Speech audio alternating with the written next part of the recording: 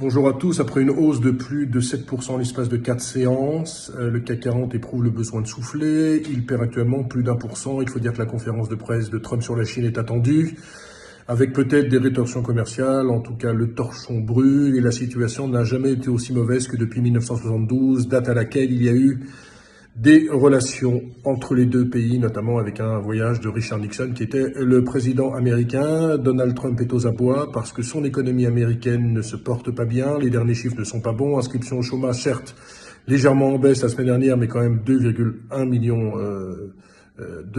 millions de citoyens américains se sont inscrits sur la liste du chômage. Le PIB américain a reculé de 5% sur le premier trimestre. Enfin, les commandes de biens durables sur avril, moins 17,2%. Donc tout cela n'est pas bon.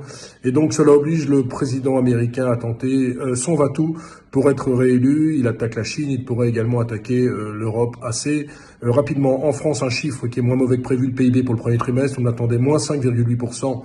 On a finalement moins 5,3%. Enfin, ce n'est quand même pas exceptionnel. Aujourd'hui, la valeur du jour, c'est Renault, elle perd 3%. Le plan était attendu. On passe avec 14 600 suppressions d'emplois, ça fait 8% des effectifs du groupe, c'est quand même beaucoup. Le groupe qui va économiser 2 milliards d'euros sur 3 ans et qui ne fera sans doute pas de free cash flow positif sur l'ensemble de l'année, avec également l'absence de prévisions financières. Un mot pour finir de la pandémie. En France, on est à l'heure du déconfinement. Par contre, il y a un pays qui inquiète.